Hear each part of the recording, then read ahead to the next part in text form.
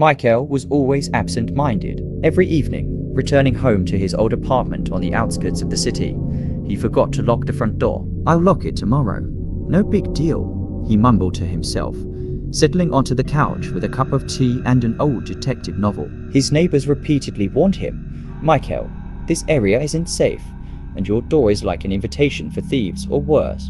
But he just waved them off, insisting nothing would happen. Months passed, and nothing truly terrible occurred. Only a couple of times did he find dirt tracks on the doormat, which he attributed to the neighbor's cat. But at night, strange noises began to trouble him, rustling behind the walls, like footsteps in the hallway, as if someone was creeping but hesitant to knock. Michael chalked it up to old pipes and his imagination, but anxiety slowly built up. One deep, dark night, Michael woke with a sudden sense of unease. He lay in the darkness, listening to the silence, but something felt off. Recalling his habit of leaving the door unlocked, he decided to check it. Getting out of bed, he threw on his robe, turned on the flashlight on his phone, and headed to the front door. His heart beat faster than usual. Maybe it was intuition, or just exhaustion from sleeplessness.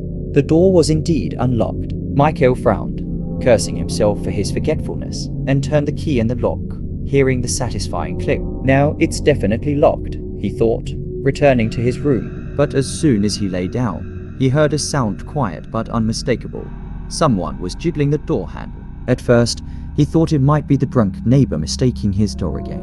Usually, stumbling home, the neighbor would tug at every door handle he passed, but whoever was outside now was unusually persistent. Michael froze, a chill running down his spine. He stood up, gripping a heavy metal bookend, and approached the door. "Who's there?" he shouted, trying to sound confident, but he was trembling inside. There was no response, only silence, broken by another creak of the handle. He peered through the peephole, but all he saw was darkness, thick and impenetrable, as if it swallowed the light.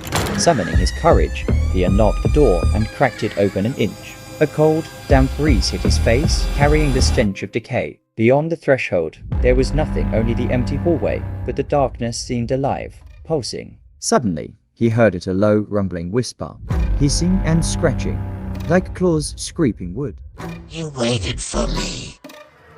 I'm already here." Michael slammed the door shut, locking it with shaking hands. He returned to his room, but the sounds didn't stop. Now they were closer, scratching at the walls, red, glowing cat-like eyes flickering behind the curtains, as if watching him. He pulled the curtain shut, but the eerie points of light pierced through the fabric, hypnotic and terrifying. He turned on all the lights, but they flickered and went out, leaving him in darkness. Suddenly, something heavy slammed into the door, a dull thud that made the walls tremble. Michael screamed, hiding under the blanket, but slow, deliberate footsteps echoed in the hallway. The door to his room began to creak open, despite the locked latch. In the doorway stood a shadow, tall, hunched, with long claws, but its face. The face was indistinct, woven from darkness, with web, cat-like eyes glinting in the dimness. As the shadow stepped forward, a fleeting childhood memory flashed through Michael's mind, a scary story his grandmother told about cat shadows, creatures that slipped into homes through unlocked doors to steal souls. The thought flickered and vanished, drowned by panic, as the shadow whispered in his voice, "You're mine now." The room filled with the scream he screamed, which cut off abruptly, as if someone had silenced it. The next morning, neighbors, disturbed by the nighttime noise, called the police. Michael's apartment door was wide open, but inside, there was no sign of him or any struggle, only an empty room with bloodstains on the pillow. On the floor lay a note written in his handwriting. "I finally locked the door, forever." And in the hallway, near the apartment entrance, sat a black cat with red, glowing eyes, staring at the gathered crowd. Its smile was too human and far too familiar.